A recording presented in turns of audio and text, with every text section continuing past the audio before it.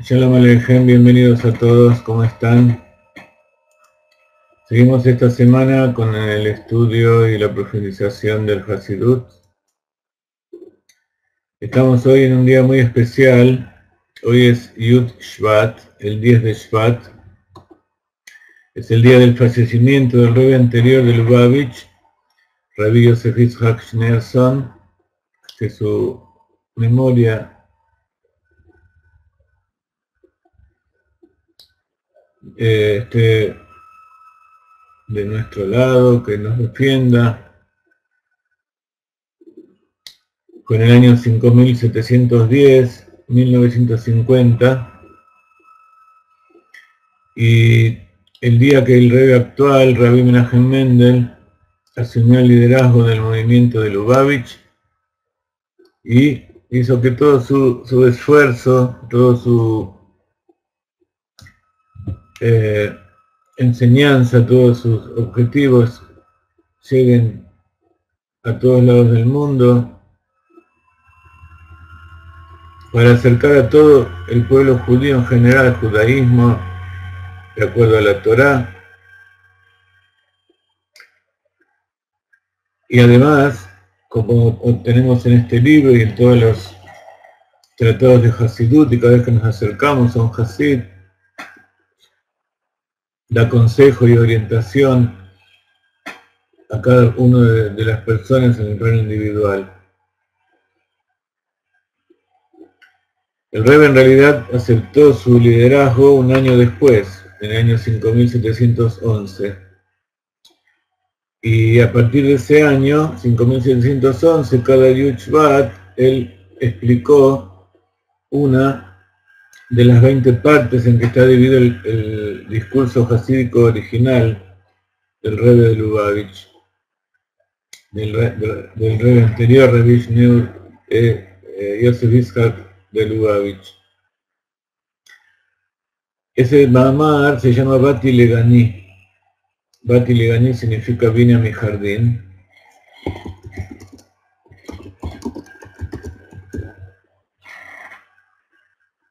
Como sabemos y estudiamos tantas veces, está sacado de el verso de Shir Hashirim, el cantar de los cantares, vine a mi jardín, Ajoti Kalá, y así comienza el discurso, y a partir de eso el Rebbe explica temas profundos de la creación del mundo, y sobre todo explica cuál es el objetivo, cuál es la tarea del ser humano, de la creación del hombre, el sexto día de la creación, y de ahí todas las generaciones siguientes. Ayer el Rav Ginsburg, como también hace todos los años, hizo varias reuniones donde explicó. Este año, como en 5776, se explica el sexto punto del Mamar, de los 20 que está dividido el discurso hasídico del Rebbe original.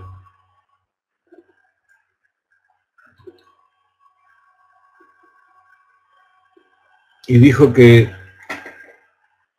es el día de la Ilulá. Ilulá es una palabra que se utiliza para aquellas personas que se elevan, que su alma se eleva del cuerpo, porque un tzadik no se dice murió. Murió quiere decir que dejó de vivir, y sabemos que el tzadik, lo principal del tzadik es su alma y su enseñanza, y eso nunca muere, pero sí se eleva. Se dice istalkut. Istalkut quiere decir que se extiende y se expande por todos los mundos, más todavía de lo que estaba antes cuando estaba dentro del cuerpo. Entonces el Rebbe anterior, el Rebbe Rayatz, y el Rav Ginsburg dijo esto. Tengo varios escritos, transcripciones de lo que dijo ayer, unas 20-30 páginas. No vamos a hablar de todo esto, por supuesto, simplemente vamos a decir algunas palabritas y luego comenzamos con nuestro estudio del Tanya del día.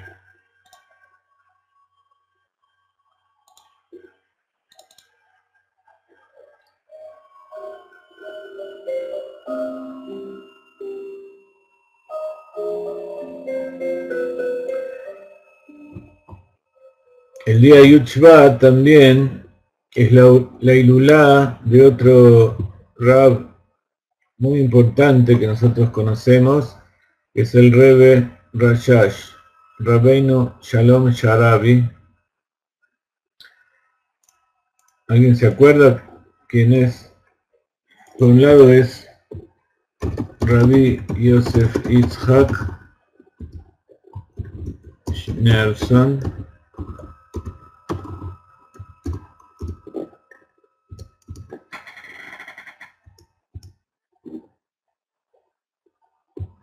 y el Rebbe Rashash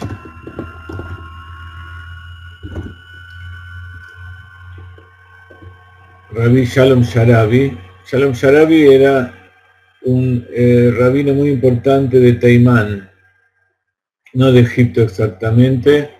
Shalom Sharabi.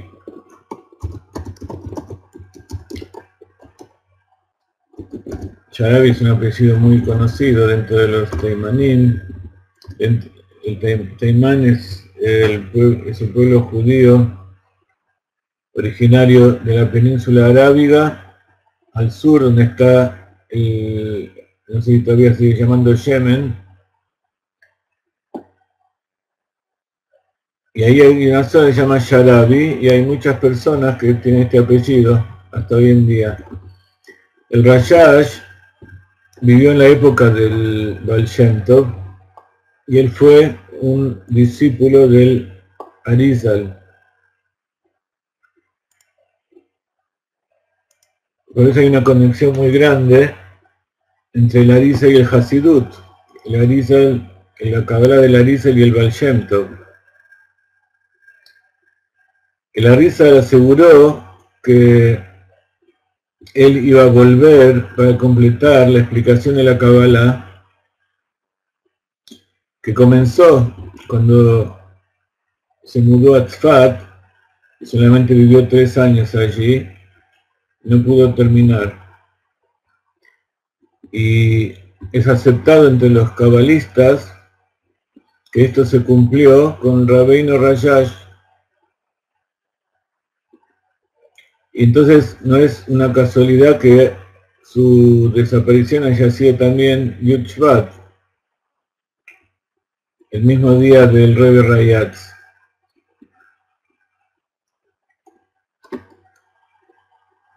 El Rebbe Shalom Sharabi, uno de los grandes cabalistas de la época del Baal Shem Tov, entonces, un poquito después de la desaparición del Arizal, y el Rebbe Rayatz el mismo día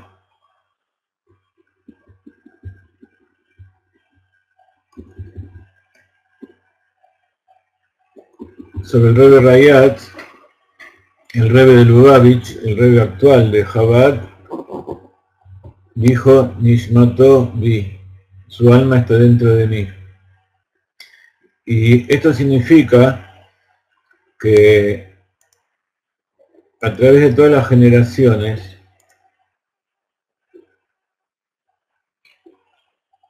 siempre hay un líder que es la continuación de Moshe en cada una y una de las generaciones, porque siempre tiene que haber un líder del pueblo de Israel y por consiguiente del mundo, para que el mundo siga su camino hacia la compleción y hacia el objetivo para el cual Dios lo creó.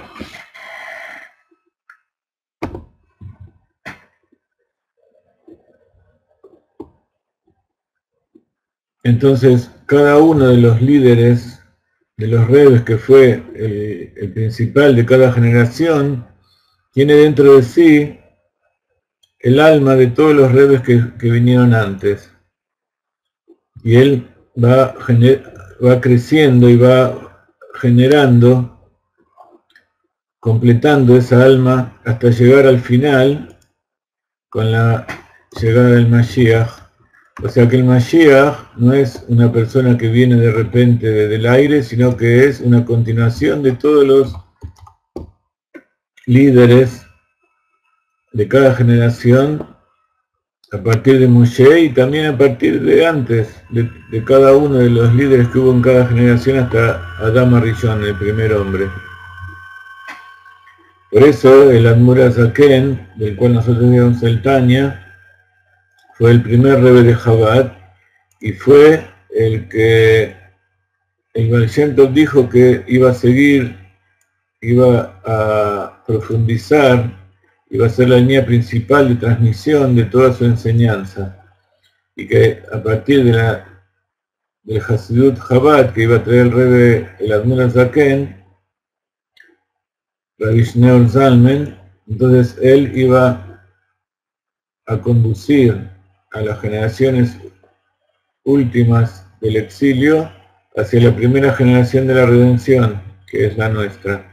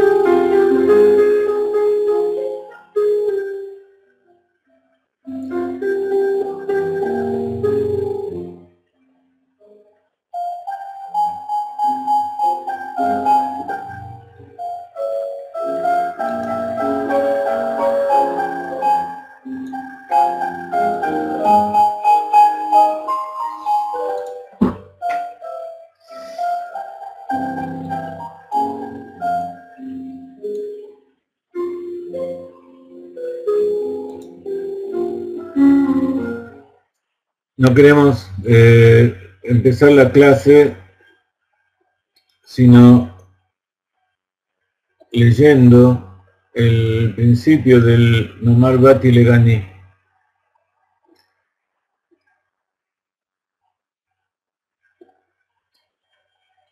Estamos leyendo una traducción que realizó el Rab Grumblat.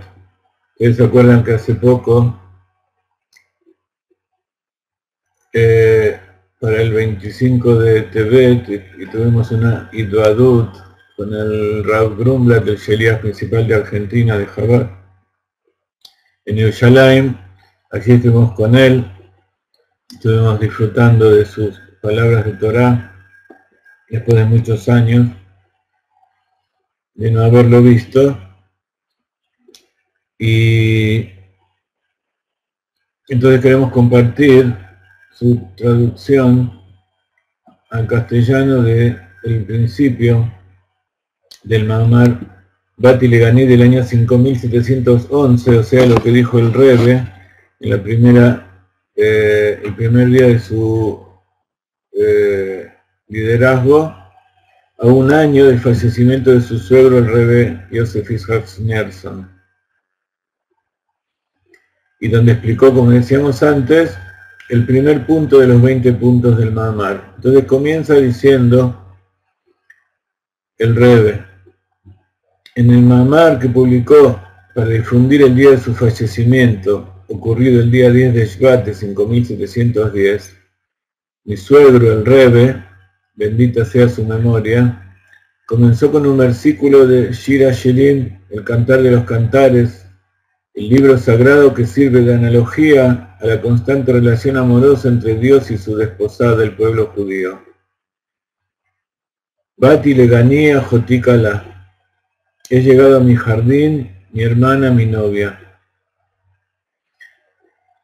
Aclara el Rav Ginsburg, el Rav Grumblat, que este versículo habla de cuando la presencia divina descendió al mundo en el momento de la revelación sobre el monte Sinaí, cuando Dios entregó la Torá y luego cuando se construyó el santuario. En el Midrash Rabbah, una de las tantas obras que explican y que cuentan las historias que sucedieron y que no están escritas en forma revelada en la Torá. Respecto a este versículo, he llegado a mi jardín, se señala que la palabra empleada no es legan, bati legan, que quiere decir vine al jardín, sino que está escrito leganí. La terminación y al final en hebreo significa mío. Entonces, bati leganí quiere decir vine a mi jardín. Y esto, ¿cuál es la diferencia entre una y otra forma? La forma vine a mi jardín denota que ya antes de llegar existía una relación especial con este lugar, entre Dios y ese lugar que Él creó, que por eso lo llama mi jardín. Eso alude a Lignuni. Lignuni, dice el Rebbe, es mi recinto nupcial. Y entonces resulta que lo que dice aquí la presencia divina, la Shejina, es que aunque durante cierto tiempo yo he sido desplazada del mundo, ahora, en el momento de la entrega de la Torah, he regresado a mi recinto nupcial original, al lugar en el cual originalmente se encontraba mi esencia. El Midrash continúa, porque en un principio la esencia de la Shejina, o sea, de la presencia divina, se encontraba en este mundo inferior. Así fue cuando Dios creó al hombre. ¿Qué quiere decir la esencia de la Shejina? Ikar Etzem Ashkina o Ikar Ashkina. El Alter Rebbe afirma que Shekhinah se emplea para identificar la presencia divina porque deriva del término Shohen, que significa reside.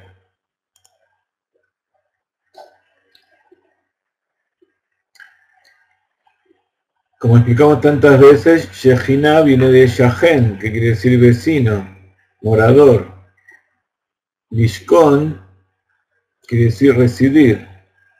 Y Shohen es el que reside. Y de ahí viene la palabra Mishkan, el Mishkan del desierto. Mishkan entonces es una morada para que Dios se revele allí, para que resida Dios. ¿Y cuál es la diferencia entre Dios, la esencia de Dios y la presencia divina? ¿Por qué se llama presencia? Porque está investida, está presente en los mundos. Shekhinah, entonces es la revelación inicial, la revelación primaria del Or Ein Sof, de la luz infinita de Dios. Entonces, cuando Dios quiso crear los mundos, hizo una contracción, un ocultamiento de esa luz, y la fue ocultando y ocultando.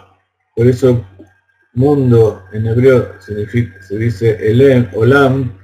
Olam viene de la palabra Elem, que quiere decir ocultamiento. Entonces, dice el Rebbe en el discurso, de la afirmación del Alter Rebbe, o sea, el Rebbe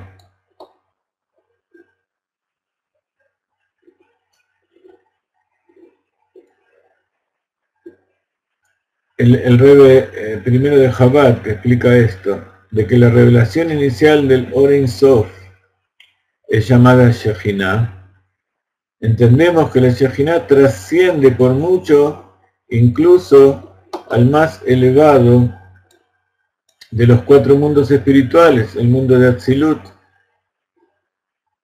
La Shejinah alude también al nivel de la luz divina que precede al primer Tzimtzum. Tzimtzum quiere decir la contracción, la que hablábamos recién, que es el ocultamiento inicial que hizo Dios para que se genere un lugar, un espacio vacío, para donde allí crear los mundos. Entonces hay un primer Tzimtzum, una primera contracción donde Dios, como si fuera dentro de la luz infinita, hizo un espacio vacío, y allí invistió una segunda contracción, que es ese rayo de luz, esa hora Kav, la luz, la línea de luz, que fue el origen y la base de los mundos inferiores. Entonces, esta contracción inicial de la divina revelación, o sea, la presencia divina que mora en este mundo, es la que baja a través del Tzimtzum, baja en el sentido de que se presenta en los mundos inferiores, pero proviene de antes del Tzimtzum, o sea que está más elevado que el primer mundo, el mundo de Atzilut.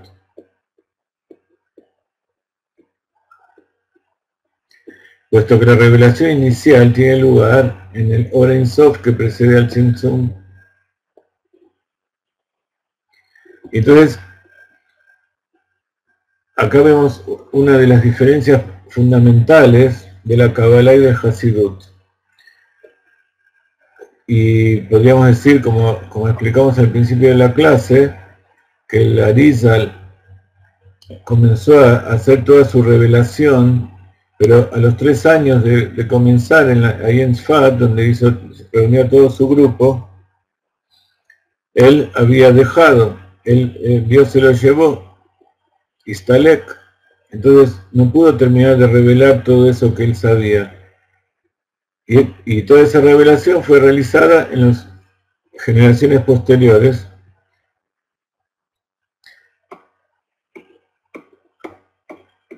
con los grandes cabalistas, especialmente el Baal Shem Tov, y en la parte de la Kabbalah del Arizal, Rabbi Shalom Sharabi.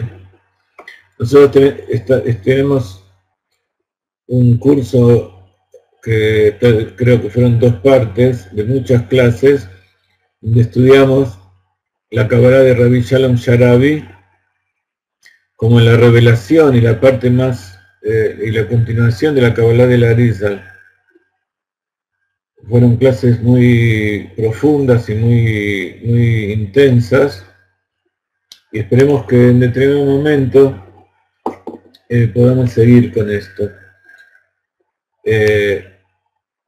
Esos cursos que dimos estuvieron basados en la explicación que dio el Rabino Ginsburg sobre la Kabbalah del Arizal que reveló Rabbi Shalom Sharabi,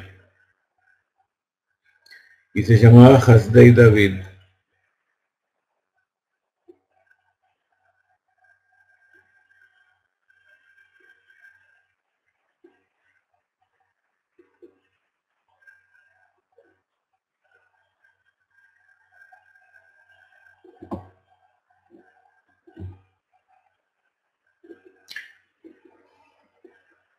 Muy bien.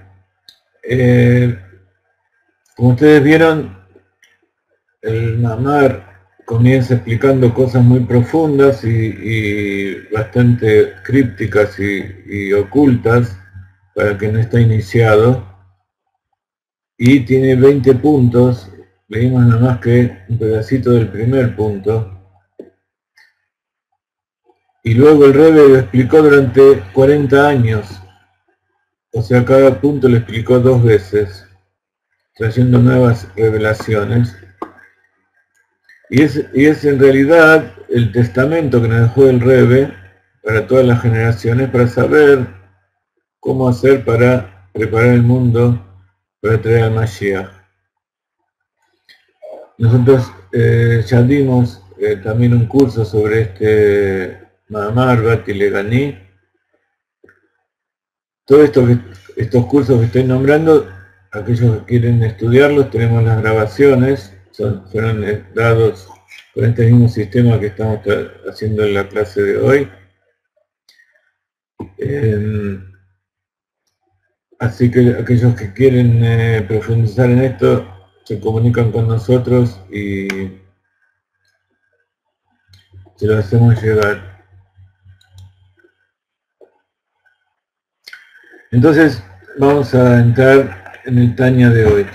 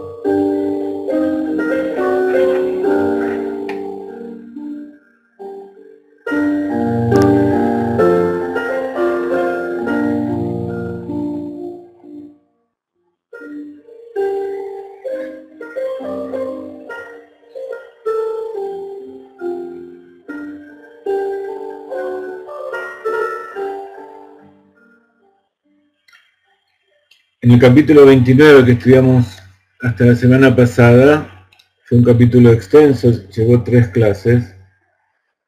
El Alter Rebbe, Rabí, entonces para aquellos que no están muy al tanto, vamos a decir que Rabí Yosef Israel Schneerson fue el 6º Rebbe de Chabad. Rabí Menachem Mendel fue y es el 7º. El otro día me preguntaban quién es el Rebbe de Chabad hoy en día. Y a pesar del Istalkut del Rebbe, también, del 7º Rebbe, Menachem Mendel, hace ya más de 60 años, más de 20 años,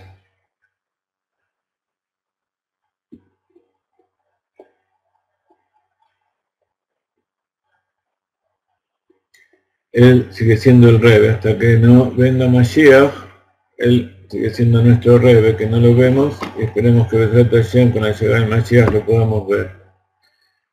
Y el Tanya fue escrito entonces por el primer Rebbe de Chabad, Rabí Schneur Zalman Schneerson, todos los Rebes de Chabad se llaman Schneerson, porque Schneerson quiere decir hijo de Schneur, Ben Schneur. El segundo Rebbe fue el hijo de él, el tercero fue su yerno, pero eran todos de la misma familia, todos se llamaban Schneerson. Entonces, Rabbi Schneur Zalman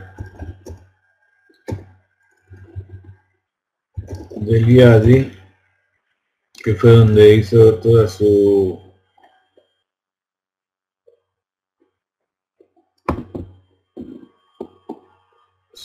obra, allí donde fue mandado por su maestro y su Rebbe, el Maggid de Mesrich, el sucesor del Baal Shem Tov.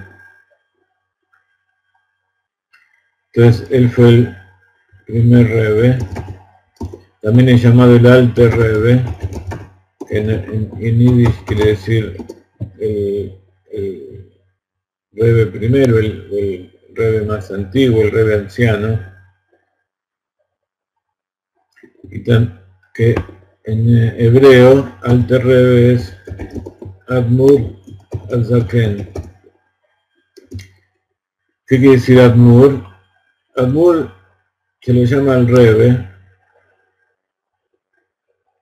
Rebbe también es una forma yiddish de decir Rabbi, como es la forma hebrea. Y Admur Azaken, Admur son las iniciales de Adnoneinu, Moreinu, Berrabeinu. Entonces, Adoneinu comienza con Aleph, Moreinu comienza con Mem, Berrabeinu, esa B es una Vav, perdón, Adoneinu entonces Aleph Dalet, de Adon, Moreinu es la Mem, Berrabeinu, Admur, quiere decir nuestro amo o Señor, nuestro maestro, nuestro Rabbi o Rebbe, Adoneinu, Moreinu, Berrabeinu. Y así se les llama a todos los Rebes en general, todos los que descienden, todos los que siguieron la línea del Baal Shem Tov.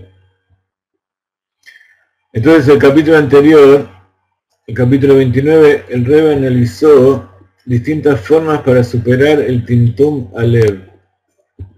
¿Qué es el Timtum Alev? Timtum Alev sería la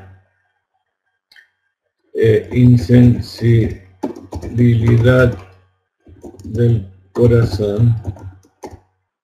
Timtum quiere decir como una falla,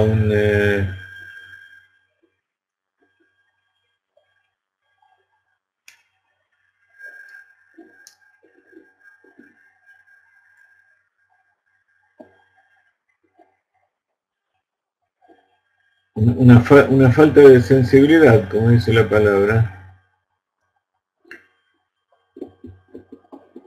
Y en ese estado de insensibilidad el corazón de la persona se siente pesado, impasible.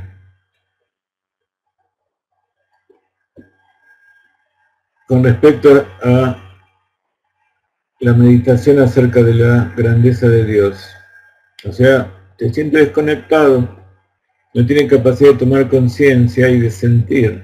Como ustedes ven, no habla acá de la mente, sino que habla del corazón. No siente, una persona que no tiene sensibilidad, no tiene capacidad de sentir y percibir la grandeza de Dios.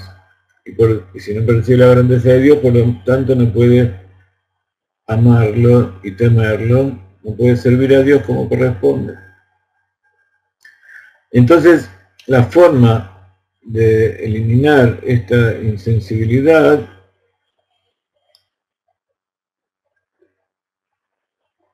es aplicar métodos para aplastar ese espíritu de la persona, porque lo que lleva a esa insensibilidad es el ego, es la arrogancia. ¿Y esa arrogancia de dónde viene? Viene del alma animal. Y el alma animal, ¿qué es? Si trabajara. El alma animal es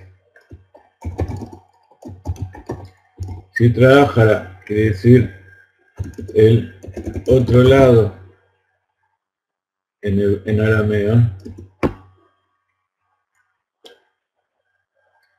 que es un eufemismo de hablar de la maldad, de la oscuridad, lo que no es sagrado, el otro lado de lo sagrado. En este capítulo 30 entonces el Rebbe continúa analizando este tema y nos da otra forma de tratar este problema.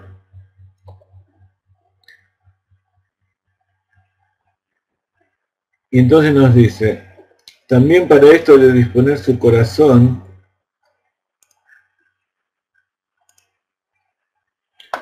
aquel que padece de Tintum Alev, cumplir con la instrucción de nuestros sabios, que dice en la Mishnah de Pirkei Avot, sé de espíritu bajo ante cada hombre, y Shafal Ruach Lifnei Kol Adam.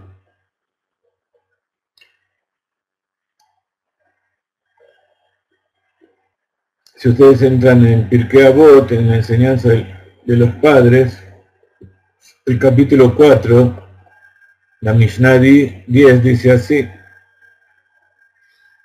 Entonces, ¿qué quiere decir esto? Que tienes que ser así y no meramente actuar como si fueras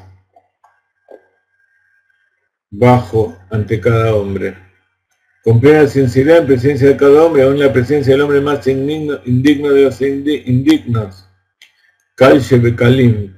Kalut quiere decir alguno que toma las cosas sin darle importancia. Ahora, explica el Rebbe de Lubavitch que hay que entender de qué se trata esto de espíritu bajo. La palabra que utiliza la Mishnah de Pirkei Avot es una palabra que es muy utilizada en Hasidut y es una de las formas de Hasidut Chabad, uno de los trabajos y los esfuerzos más importantes que tiene que hacer el hombre, que es estar en estado de Shiflut.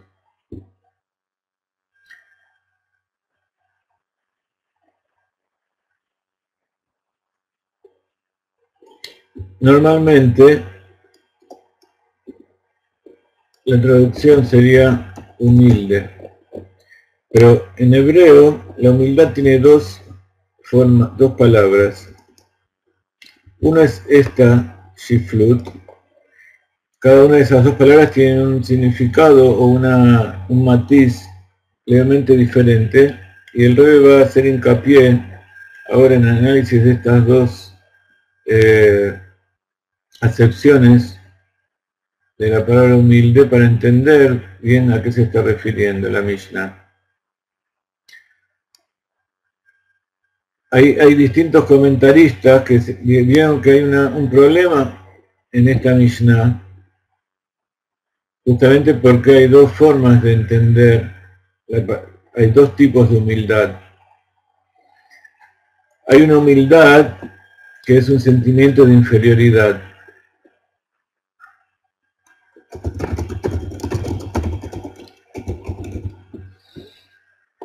En comparación con los demás. Y la segunda es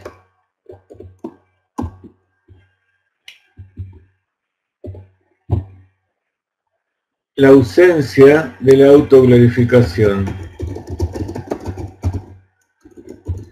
¿Qué significa esto? Que la persona sabe que tiene cualidades posiblemente superiores al otro, pero a pesar de que reconoce que Dios le dio cualidades, son simplemente dones recibidos, y no por eso se tiene que sentir superior al otro. Y más todavía, tiene que pensar que si la otra persona hubiera sido dotada de las mismas cualidades que él tiene, la otra persona hubiera actuado mejor, hubiera sacado mejor provecho de todo eso que recibió de Dios. Entonces, la primera acepción de la palabra humilde es Shiflut, y la segunda es Anibut. Entonces, Shiflut quiere decir literalmente bajeza. Y Anibut la traducción del diccionario es humildad.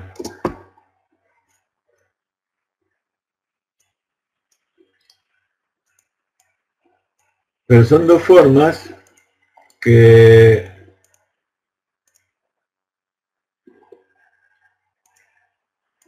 son dos sinónimos, pero la Mishnah utiliza específicamente la palabra shiflut. Entonces, ¿cuál es el problema? Dice, el primer tipo de humildad, bajeza, y el segundo es humildad. Y la Mishnah utiliza la expresión Shefel Ruach, o sea, de espíritu bajo.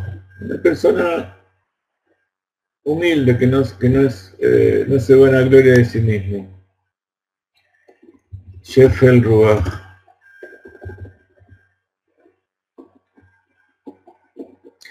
Dice el Rebbe, la Mishnah se refiere entonces al primer tipo de humildad. Y entonces surge una dificultad. ¿Por qué uno tendría que considerarse más bajo que cualquier hombre? Más bajo incluso que el pecador más bajo. Entonces, a causa de esta dificultad que plantea la Mishnah, algunos comentaristas interpretan que la Mishnah es como si dijera, condúcete con anulación frente a cada hombre, es decir, trata a cada hombre con deferencia, como si fuera superior a ti.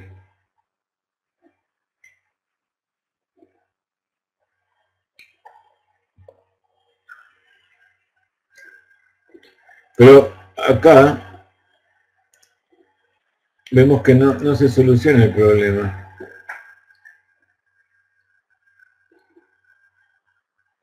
Dice, tienes que ser así, con plena sinceridad en presencia de cada hombre, aún en la presencia del hombre más indigno de los indignos. Entonces uno puede entender, uno dice, bueno, yo me siento inferior a la otra persona porque reconozco que el otro es superior a mí.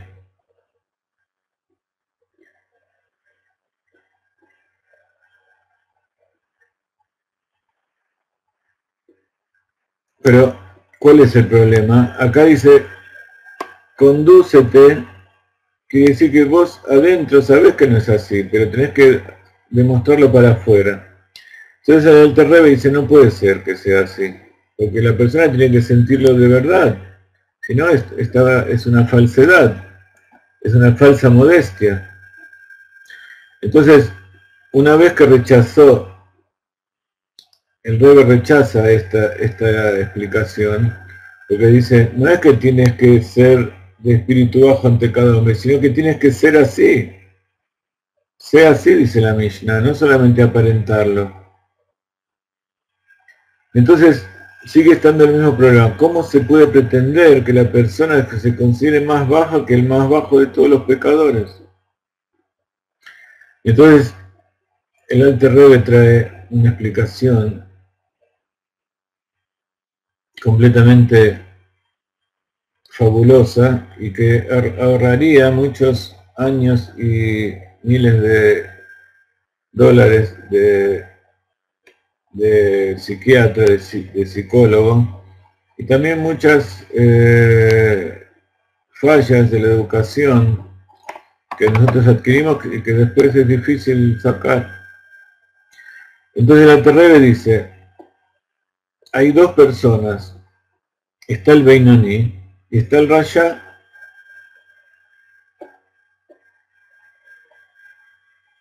El Beinoni tiene una exigencia de Dios, el malvado tiene otra exigencia de Dios.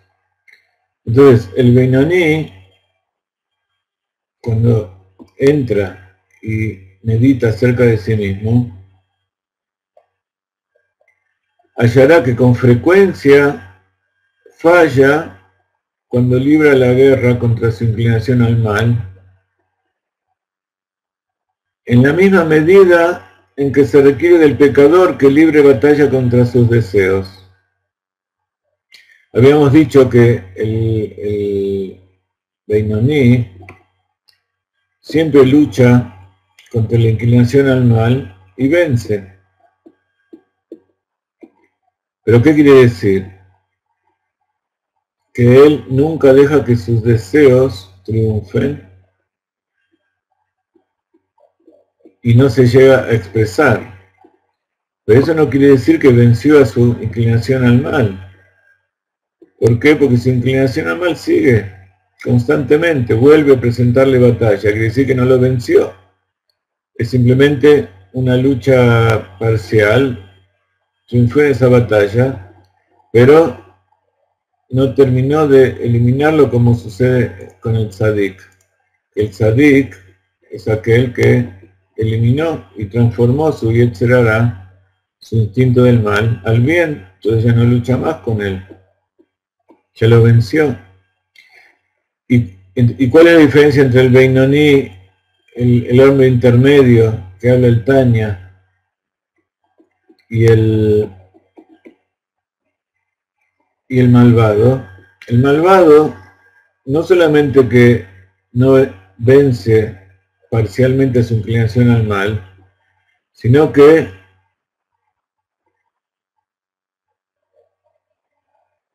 nunca gana, o casi nunca gana, y esa lucha no es simplemente contra su inclinación al mal, sino que es contra sus deseos propios. El deseo del Beinoni no es hacer cosas que no corresponden a Dios, simplemente hay un alma animal que Dios puso dentro de él que lucha contra él, pero él es consciente de qué es lo que desea. El malvado, no, el malvado, aquella persona que no está rectificada, desea cosas que saben que no están bien, pero su deseo es más fuerte que él y se deja vencer. Entonces, la batalla del Beinoni contra su instinto es similar o es paralela a la batalla del malvado contra sus deseos. Entonces, el Beinoni siempre gana porque sus deseos son para bien. Y lucha contra su alma animal y siempre vence. El malvado, siempre vence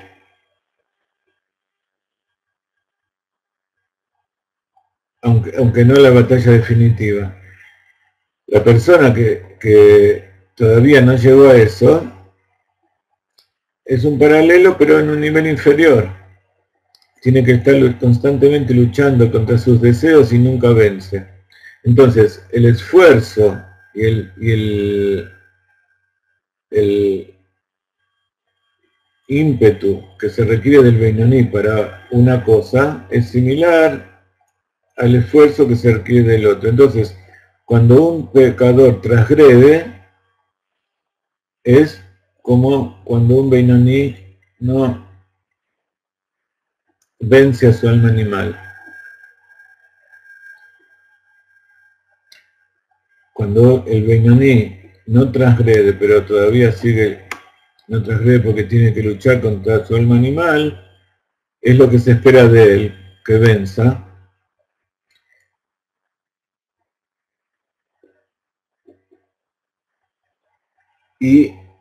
Pero solamente vence sus deseos, pero el alma animal sigue estando ahí adentro. Y el malvado, el Rayá, el mismo esfuerzo que se le pide es ya para que algo mucho más bajo, simplemente que no peque, que le dé batalla a sus deseos y triunfe. Aunque los deslices del Beinoni pueden ser en cuestiones aparentemente de poca importancia, o sea, cosas que aparentemente no serían ningún problema, merecen más reprensión que las transgresiones del pecador más bajo. Así, incluso el Beinoni, cuya observancia de la Torah y las mitzvot es impecable, puede considerarse en verdad más bajo que literalmente cada hombre. Entonces, por ejemplo, vamos a trasladarlo a la vida nuestra. Nosotros somos personas que nos matamos, que no robamos, que no hacemos cosas pero que dentro de nuestra mente a veces se nos ocurre hacer. ¿Cuántas veces vimos a alguien que se nos pone adelante en la cola del banco, del supermercado, o vamos en la ruta y alguien se mete por adelante, o tantas cosas que le pasa a la persona que de repente se encoleriza y dice yo te voy a matar, te voy a agarrar, y entonces hay gente que lo hace de verdad, directamente no puede contra sus instintos bajos y sale a matar, como vemos tantos miles de personas que sucede todos los días. En nosotros no es que no lo queremos hacer, simplemente sabemos que está mal y no lo hacemos. Hay otro nivel, hay cosas que no hacemos porque sabemos que vamos a ser castigados por la ley. Si no hubiera ley que nos castigue por determinadas cosas, posiblemente lo haríamos también. Entonces, yo podría pensar, yo quiero ser una persona especial, quiero llegar al nivel de Beinoni. Hoy alguien me preguntó cosas como consultan constantemente y al final me dice, yo quisiera ser un tzadik.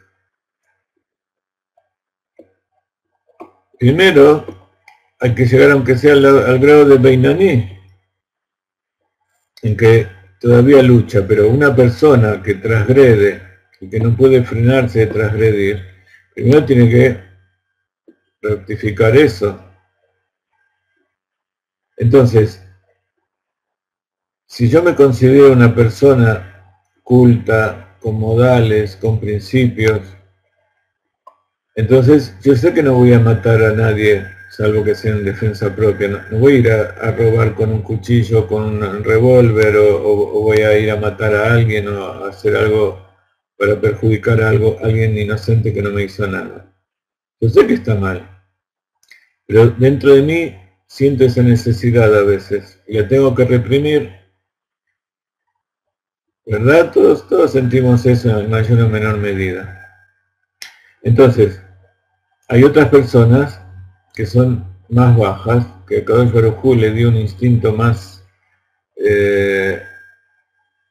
bajo, y que posiblemente esa persona, el esfuerzo que tiene que hacer para no matar, es el mismo esfuerzo que yo tengo que hacer para no desear matar.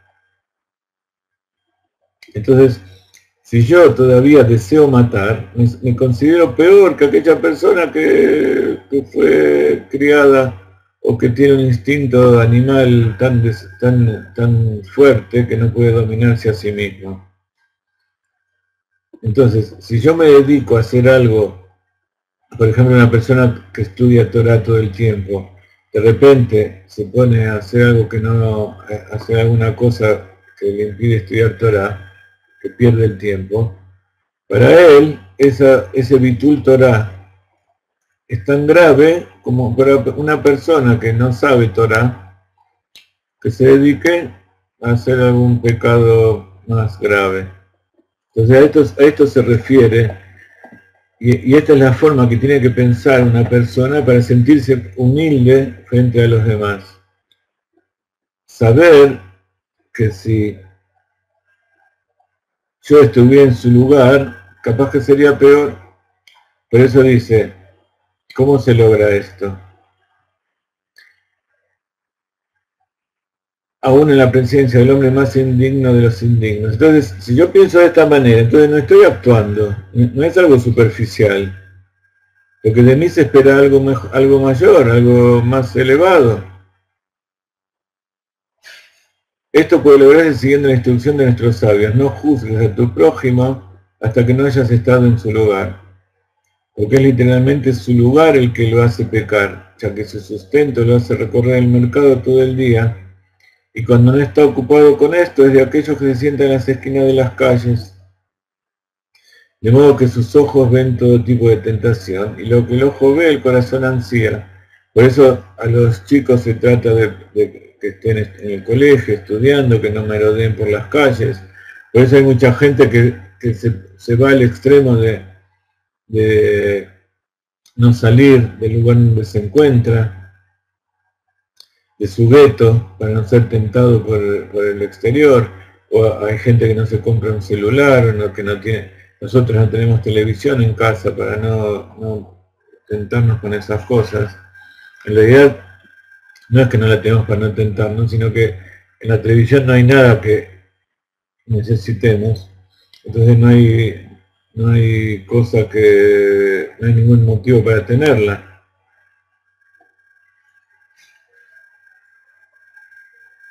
Entonces cada uno en su nivel. Entonces, si Dios me puso en este lugar, me puso en la tierra de Israel, me puso junto a un tzadik, me hizo Hasid, entonces me dio herramientas y me dio dones, me regaló cosas que me obligan a actuar de distinta manera que aquella persona que vive en el medio de África o que nació en medio de una familia de comerciantes que se ocupan de una tarea noble, de buscar su sustento, pero que no surgió dentro de él elevarse para buscar a Dios.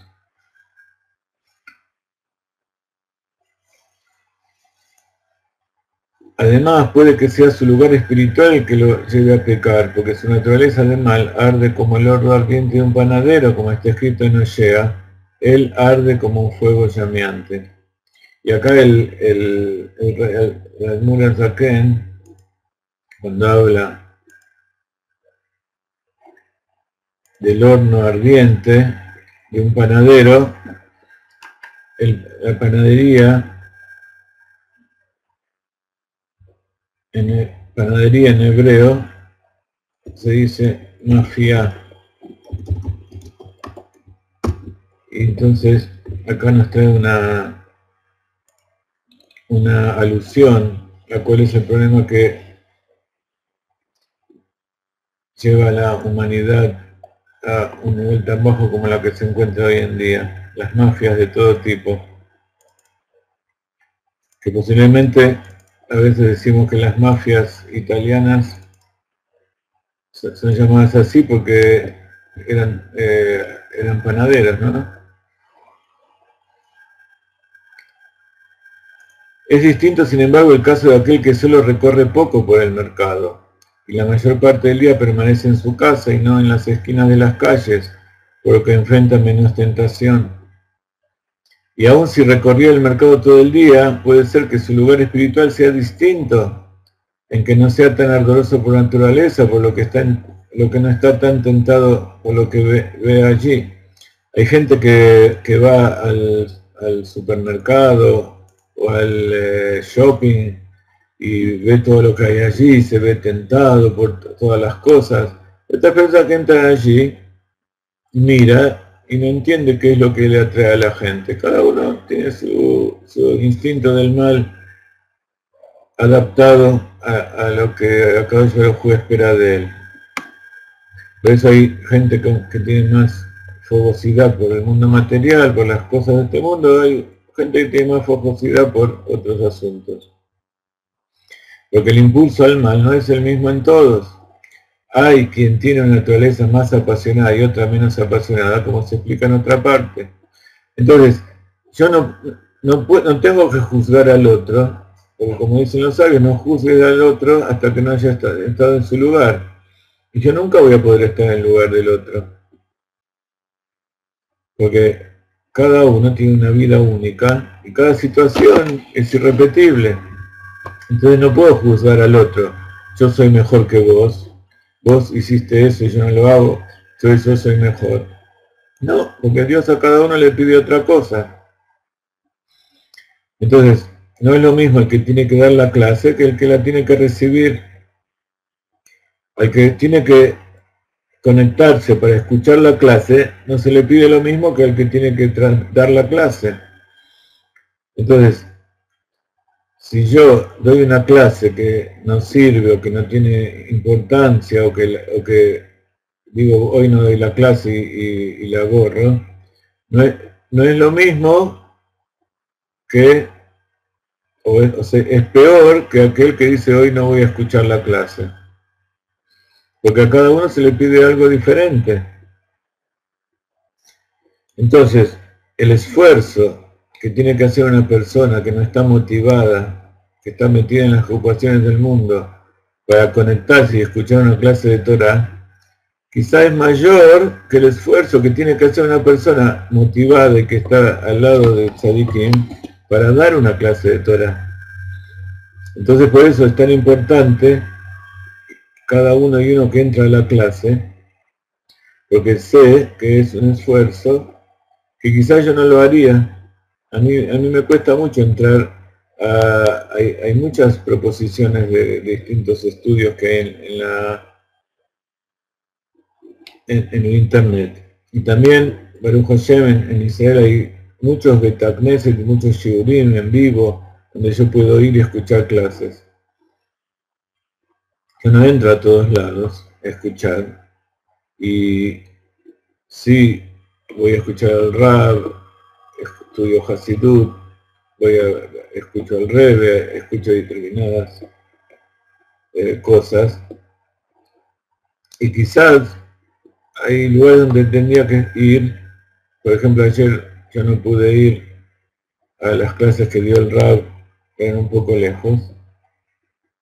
Entonces, capaz que el esfuerzo que se pide de mí de ir a escuchar al Rab allí donde vive, ya no estuvo en Farjaba, estuvo en otros lados, el esfuerzo que se pide de mí es ir allá, es incluso menor el esfuerzo que yo tengo que hacer para hacer eso que una persona que viene y tiene que conectar su computadora para escuchar Torah, que se encuentra en un lugar alejado, que se encuentra en medio de sus tareas, en medio del mundo gentil, sin judaísmo, etcétera, etcétera. Entonces, eso hace que yo me sienta inferior y agradezca y valore el esfuerzo que están haciendo ustedes. Incluso yo tengo un incentivo de recibir donaciones, de poder en cierta medida vivir de esto que estoy haciendo. Y hay un montón de colaboradores, hay un montón de gente que está aquí ahora en la clase, no los voy a nombrar porque sé que son modestos, pero la mayoría de ustedes ya saben quiénes son. Y hay otros en distintos países que me ayudan y difunden y se preocupan y trabajan sin ninguna remuneración. Que espero que Bezrat Hashem empiece a haber más abundancia y todos puedan recibir tanta bendición en forma espiritual como física, que no tengan que trabajar ya de sus trabajos, que no tengan que depender de otra cosa y puedan vivir de la difusión de la Torah. Pero Akadosh Baruj Hu es el que envía el sustento a cada uno y uno y sabe cómo es lo que tiene que hacer. En verdad, incluso aquella persona que es de naturaleza extremadamente ardorosa y cuyo sustento la obliga a estar sentada todo el día en las esquinas de la calle, en aquella época la gente buscaba el sustento, los comerciantes iban al mercado y iban a recorrer las calles para buscar su sustento. Bueno, hoy también sucede esto. Dice, incluso esa persona no tiene excusa alguna por sus pecados, y es llamada Rasha Gamur, un malvado total, porque no tiene miedo a Dios ante sus ojos. O sea, aquella persona que va y vive en medio del mundo y peca, no quiere decir que es una buena persona, está pecando. Aunque su naturaleza sea extremadamente adversa, tiene que luchar y tratar de no pecar, porque debería haberse controlado y restringido la sensación de su deseo en su corazón por el temor a Dios, quien ve todas sus acciones, pues este temor le hubiera ayudado a superar sus deseos a pesar de su entorno y su naturaleza, ya que, como ha sido explicado previamente, La mente tiene supremacía sobre el corazón por naturaleza natal. Entonces, eso es lo que nos pasa siempre. En la mente triunfamos, siempre llegamos a la conclusión correcta, pero el asunto es hacerlo, hacer lo que nos dice el corazón. Por eso lo principal es la acción.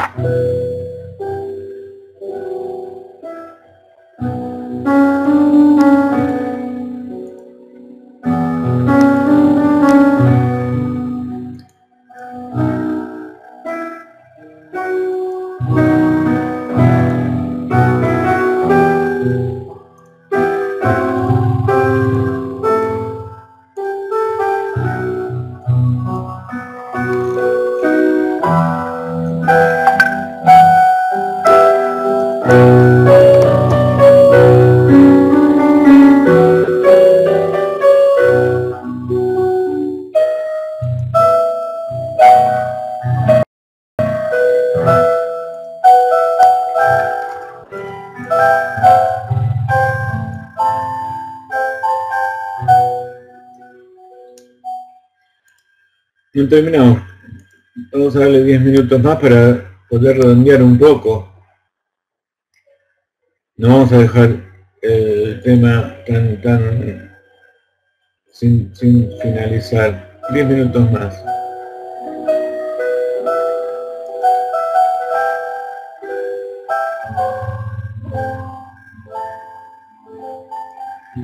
Entonces, incluso la persona más desapasionada y circunspecta de los hombres debe librar con frecuencia batalla contra su inclinación al mal, tanto en el plano de hace el bien, como en el de apártate del mal.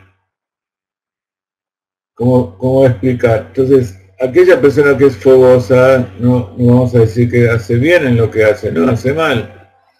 Pero hay gente que no es tan fogosa y tan deseosa de hacer cosas malas, pero esa persona también tiene que esforzarse. En verdad, quebrantar el propio impulso al mal que arde como un fuego llameante, por temor a Dios, es una lucha inmensa y feroz. Realmente es como una verdadera prueba. Por lo tanto, cada hombre debería sopesar y examinar su propia posición, según las pautas de su lugar y nivel en su servicio a Dios. Si él sirve a Dios en una situación que requiere lucha similar de manera proporcional a las dimensiones de una tan feroz lucha y prueba, como enfrenta el Kalche Bekalin, el más liviano de todos, el que no se preocupa por nada y deja que su instinto triunfe. Tiene que enfrentar esa lucha en el plano de hacer el bien, o sea, hacer cosas buenas, o sea, en el servicio de la plegaria con Kavaná, por ejemplo, debe luchar contra su inclinación al mal diariamente para remar su alma ante Dios con toda su fuerza, al grado de exprimir su alma, tanto antes como preparación, así como durante su plegaria, debe librar una intensa lucha contra su cuerpo y contra el alma animal que está dentro de éste, que impiden su devoción, machacándolos y triturándolos como polvo día a día antes de las plegarias matutinas y vespertinas. Y también durante las plegarias debe esforzarse con fatiga del espíritu y fatiga del cuerpo, como se explicará más adelante en detalle.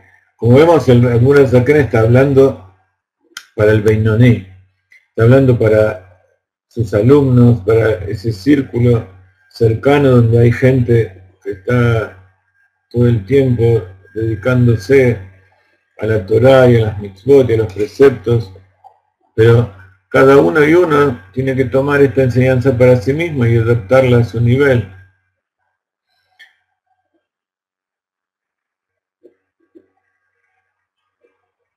y cada pequeña batalla tiene que tomarla como una lucha a muerte, una lucha final.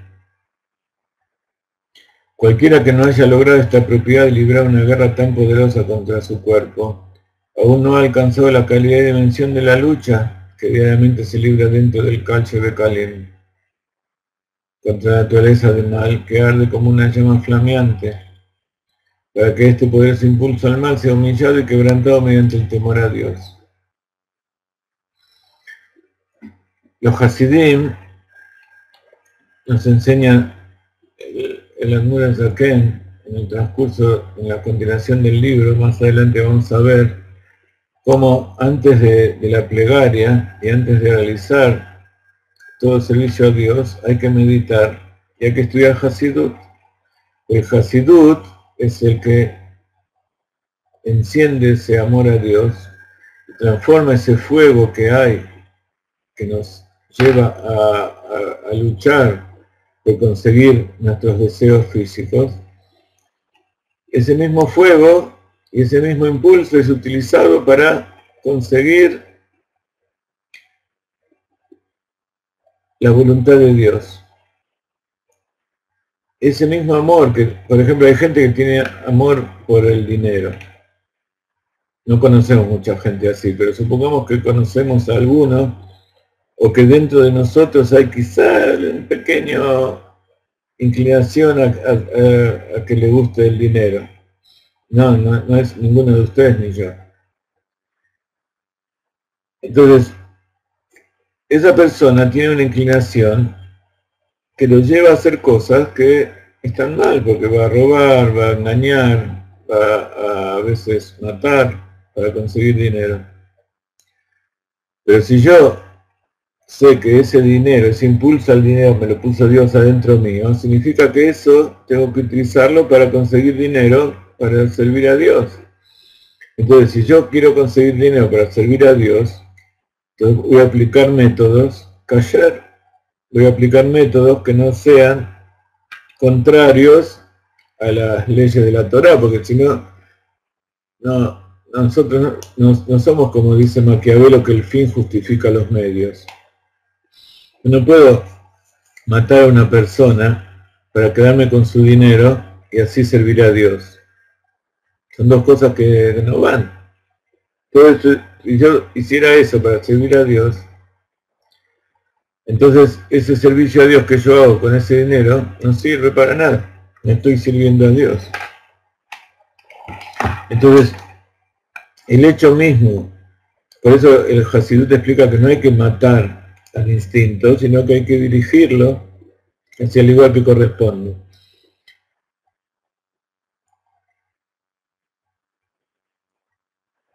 Tengo un instinto de la medicina. Entonces hay gente que pone, que aplica la medicina a cosas que en realidad no son muy kasher.